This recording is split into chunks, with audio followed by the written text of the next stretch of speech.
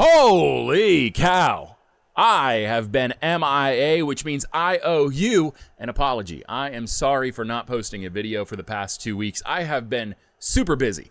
And if there's one thing that I've learned over the past 2 weeks, it's that I need a better editing laptop.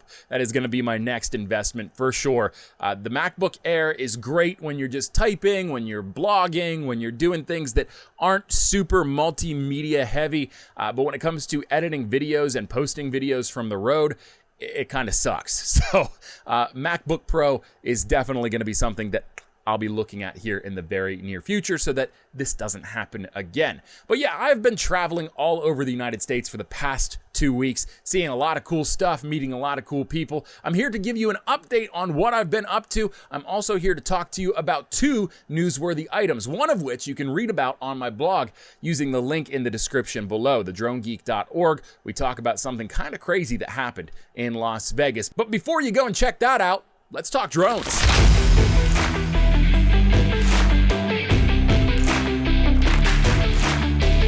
What's up? It's Chris, the Drone Geek, and welcome to another episode of Let's Talk Drones. Let's Talk Drones is brought to you by The Droning Company, the #1 online resource for commercial remote pilots. Make sure you check them out online at thedroningcompany.com and across all major social media platforms. So, before we get into what I've been up to for the last 2 weeks, let's talk about some newsworthy items we've got in the world of drones. First and foremost, and maybe the most interesting of the 2 news items I've got for you today, DJI has officially announced they will be releasing something on September 25th, 2023. That's this coming Monday. So we've got a new something or other from DJI coming in just a few days. And I think if you've been paying attention to this channel, as well as some other channels that touch on leaks in the drone industry, you know what's coming. In fact, the marketing that DJI released to tease this announcement makes it pretty clear what we're gonna see on Monday. It says something or other about Mini. So that means we will probably be seeing the DJI Mini 4 Pro on Monday. Now, in an earlier video, I told you I wasn't sure if we were going to see the Mini 4 Pro or the Mini 4. And after seeing this marketing, I am very, very confident that we will be seeing the Mini 4 Pro because you can see in the marketing the obstacle avoidance sensor that's implanted on the Mini 4. So that tells me we're not going to see the Mini 4 Standard until later down the line. We're going to see the Mini 4 Pro first, and then they'll release the watered down version, hopefully, of the Mini 4 for those of us that don't want to spend like $1,100 on a drone.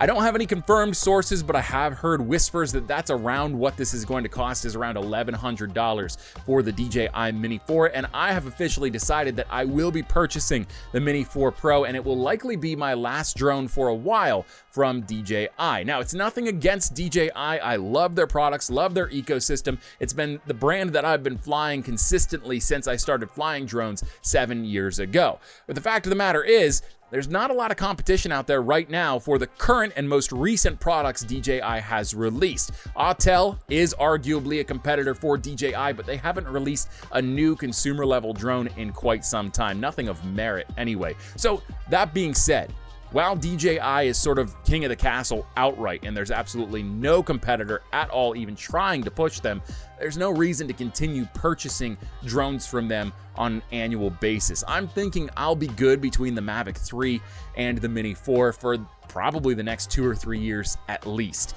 That brings me to my next point about DJI and their position. I've already talked about this in a former video.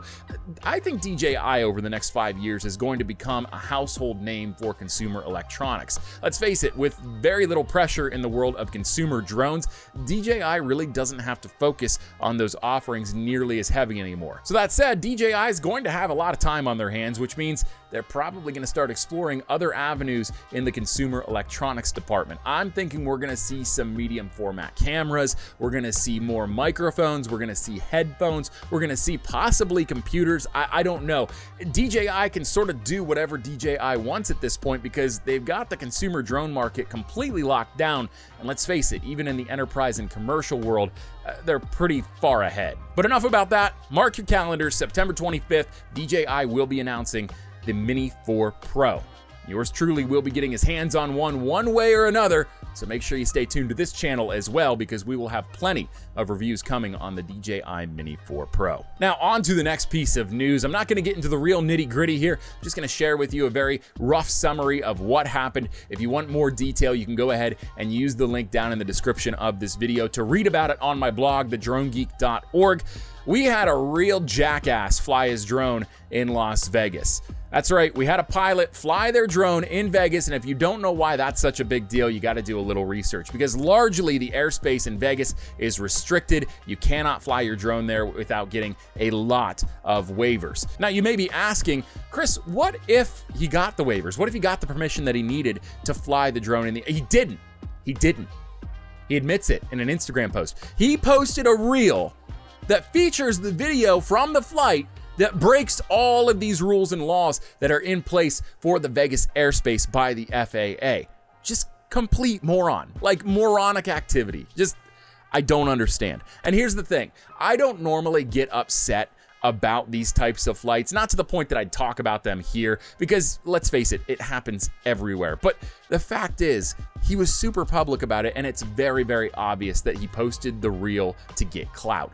He claims he didn't know that the airspace over Vegas was restricted. He claims he didn't know that he was breaking any rules. But first of all, I'm calling bullshit on all of that. I think that he was willing to break the rules in hopes that it would go viral and that he'd get a bunch of followers and likes on the reel. That's just my opinion. That's how I see it.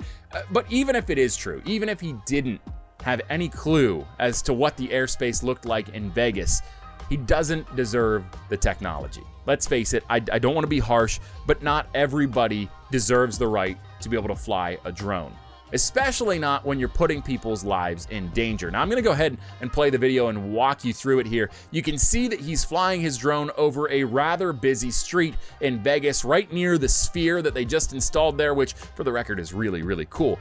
But here's where the problem comes in. Not only is he flying over a trafficked road with plenty of traffic driving underneath of him, he claims that because the software in DJI's app forced him to land the drone, he wanted to protect the drivers below him, and so instead he tried to pull the drone off to the right to land it on the sidewalk under the monorail. The problem with that is he landed on the monorail.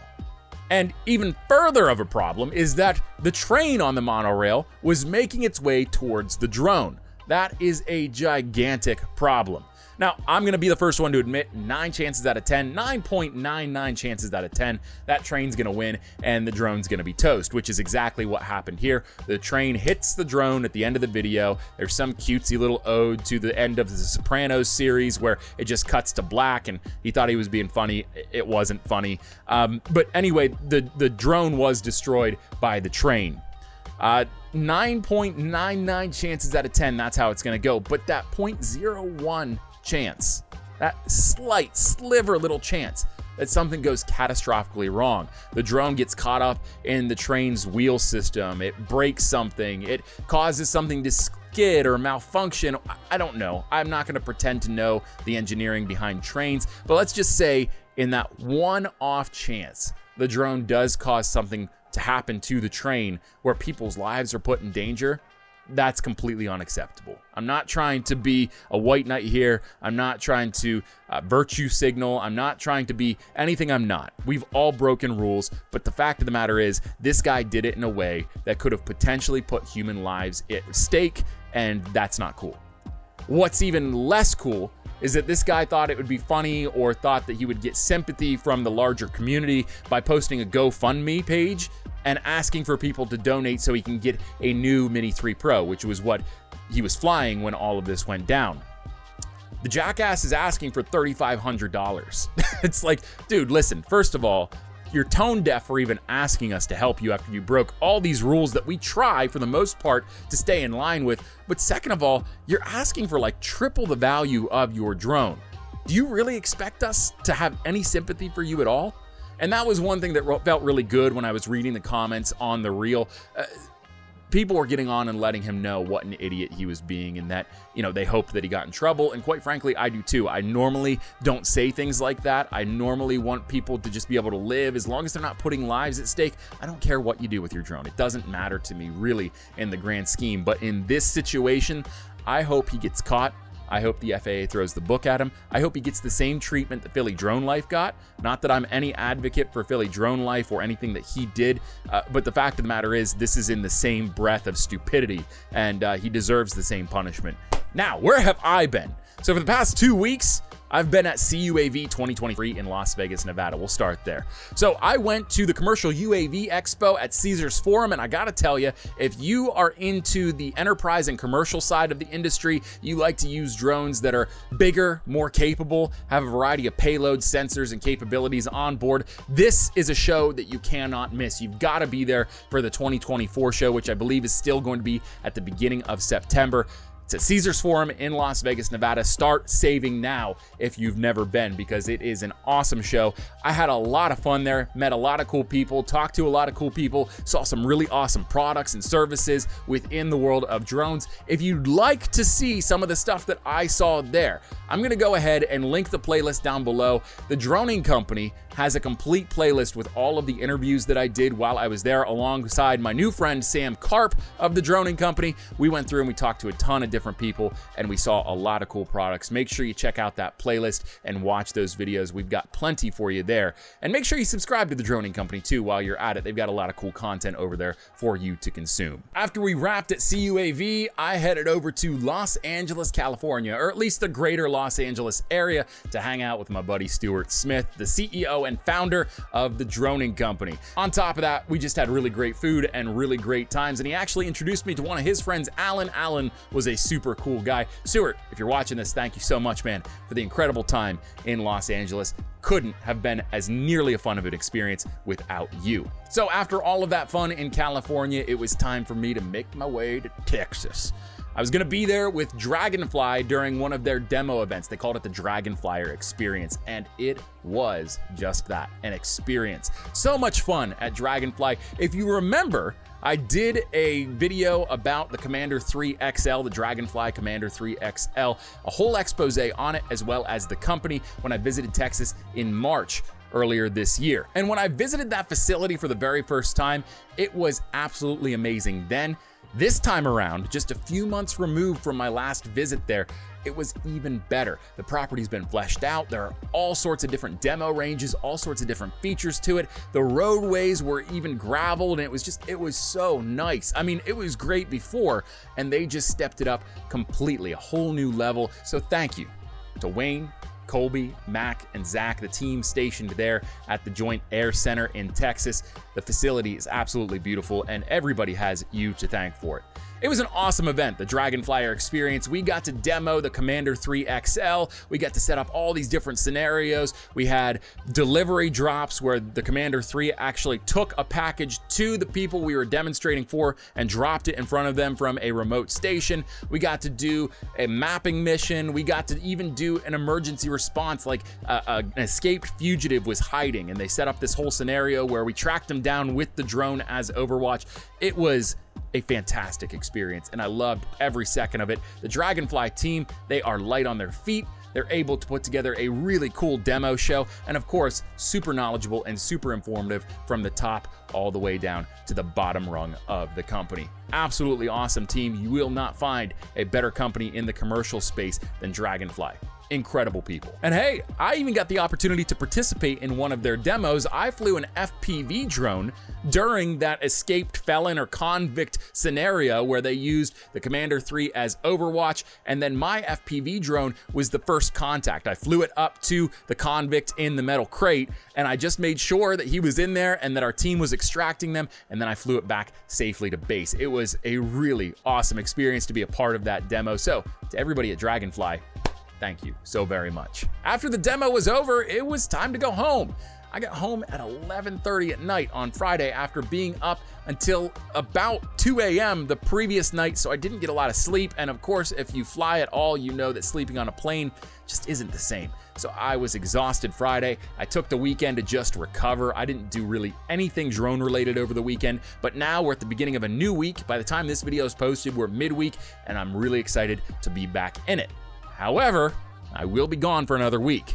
I'm going to be going to Saskatoon, Saskatchewan, Canada, that's a mouthful, to do a training with Dragonfly on their Commander 3 platform. Really excited about that, really excited to be traveling internationally. I don't consider Canada super international, but technically it is. And I'm excited to just get my hands on the Commander 3 once again. It's a really fun enterprise drone to fly, and it's got a variety of applications you can use it for. So getting the opportunity to go to a facility owned by Dragonfly in Canada, their home country, and fly this drone, it's gonna be awesome. That said, I will do my best to get some content made for the channel to play while I'm gone in Canada. I do not like the idea of being on hiatus for 2 weeks in a row. I just got a little overwhelmed and my laptop could not keep up. Like I said, I've learned my lesson. The MacBook Air, as great of a machine as it is just not cut out for video editing, especially not longer form videos.